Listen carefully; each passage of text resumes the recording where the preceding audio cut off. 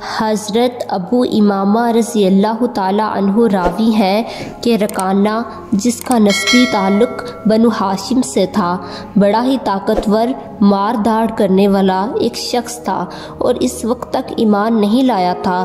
کوہ عزم کے دامن میں ایک شاداب وادی تھی جہاں یہ بکریاں چرایا کرتا تھا اور اس کی وادی میں کسی کو دم مارنے کی بھی جرت نہ ہوتی تھی۔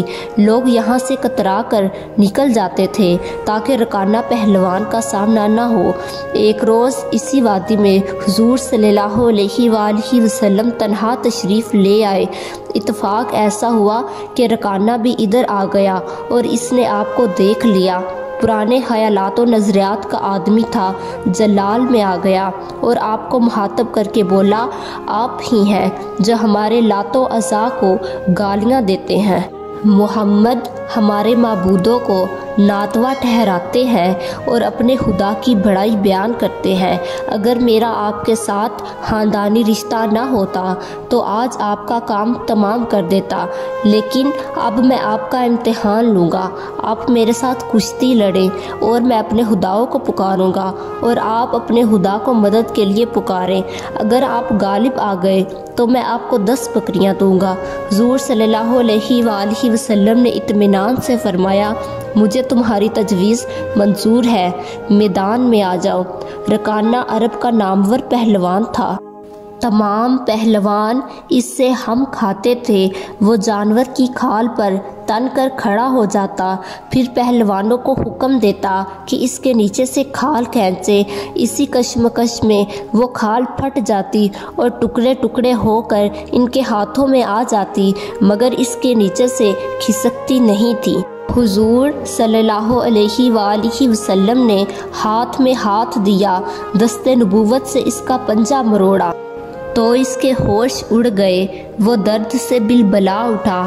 جب سرکار دو عالم صلی اللہ علیہ وآلہ وسلم نے اسے جھٹکا دیا تو وہ ہزاز زدہ پتے کی طرح جڑ گیا، وہ ہکا بکا رہ گیا۔ یہ انجام اس کی توقع کے بالکل برعکس تھا۔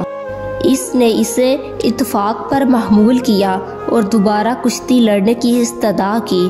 دوسری بار بھی حضور صلی اللہ علیہ وآلہ وسلم نے اسے بڑی آسانی سے پچھاڑ دیا۔ اب تو اس کی حیرت کی انتہا نہ رہی، تاہم اب مزید اطمینان کے لیے اس نے آخری بار کشتی لڑنے کی خواہش ظاہر کی۔ اس بار بھی کوئی دیر نہ لگی، وہ پلک جھپکنے میں چاروں شانے چیت کر گیا۔ رکانہ اٹھا اور اپنے تاثرات بیان کیے۔ یہ سب کچھ آپ نے نہیں کیا، بلکہ آپ کے غالب و قادر اور حکیم رب نے آپ کی امداد کی ہے، اور میرے خداؤں نے میری کوئی مدد نہیں کی۔ چونکہ آپ نے مجھے 3 بار پچھاڑا ہے، اس لیے 30 بکریاں لے جائیے۔ حضور صلی اللہ علیہ وآلہ وسلم نے فرمایا، اے رکانہ، مجھے تمہارے مال سے کوئی دلچسپی نہیں، البتہ تجھے اسلام کی دعوت دیتا ہوں۔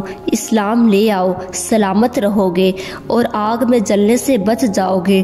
اس نے کہا، میں اسلام نہیں لاؤں گا، ہاں اگر آپ اپنی سچائی کی کوئی اور نشانی پیش کر دیں تو اس موضوع پر غور کیا جا سکتا ہے۔ حضور صلی اللہ علیہ وآلہ وسلم نے فرمایا، تمہارا یہ مطالبہ منظور ہے، ابھی تمہاری یہ خواہش بھی پوری کر دیتے ہیں۔ سامنے ایک سرسبز و شاداب درخت کھڑا تھا۔ آپ نے اسے اشارہ کیا اور حکم دیا کہ فوراً چل کر آؤ۔ یہ حکم سنتے ہی اس میں حرکت پیدا ہو گئی اور اس نے اپنی جڑیں باہر نکالی، شاخیں سمیٹی اور حرامہ لڑکھڑاتا ہوا بارگاہ نبوت میں غلام کی طرح آ کر کھڑا ہو گیا۔ رکانہ بولا، بہت خوب، واقعی بہت بڑی نشانی ہے۔ اب اسے حکم دے کہ واپس چلا جائے اور پہلی حالت میں آ جائے۔ حکم سنتے ہی وہ واپس مڑا اور جا کر پہلے کی طرح زمین میں گڑ گیا۔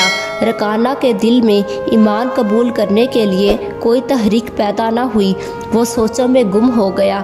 بولا، اے محمد صلی اللہ علیہ وآلہ وسلم، آج تک کسی نے زمین کے ساتھ میری پیٹھ نہیں لگائی۔ اس حقیقت سے مکہ کے مرد و زن اور پیر و جوان سب واقف ہیں۔ آج میں دل ہی میں بڑی خفت اور شرمندگی محسوس کر رہا ہوں۔ مجھے گرا کر آپ نے تو میرے پندارو غرور کا پیمانہ چکنا چور کر دیا ہے۔ بہتر یہی ہے کہ وعدے کے مطابق بکریاں لے لیں، میں ایمان نہیں لاؤں گا۔ سرکار دو عالم صلی اللہ علیہ وآلہ وسلم نے بے نیازی سے فرمایا، مجھے ان کی کوئی ضرورت نہیں ہے، یہ اپنے پاس رکھو۔ جب آپ وادی زم سے باہر نکلے تو حضرت ابوبکر صدیق رضی اللہ تعالی عنہ اور حضرت عمر رضی اللہ تعالی عنہ نظر آئے۔ وہ آپ ہی کی تلاش میں نکلے ہوئے تھے۔ آپ کو دیکھ کر ان کی جان میں جان آئی، عرض گزار ہوئے، یا رسول اللہ صلی اللہ علیہ وآلہ وسلم، یہ رکانہ کی وادی ہے، وہ متعصب قسم کا دشمن ہے، اگر دیکھ لیتا تو نقصان پہنچانے کی کوشش کرتا۔ آپ ادھر تنہا تشریف نہ لایا کریں۔ حضور صلی اللہ علیہ وآلہ وسلم مسکرائے اور ارشاد فرمایا، آج اس سے نہ صرف سامنا ہوا اور باتیں ہوئیں بلکہ کشتی بھی ہوئی اور ہم نے اسے 3 دفعہ پچھاڑا۔ ان حضرات کی حیرت اور خوشی کی انتہا نہ رہی۔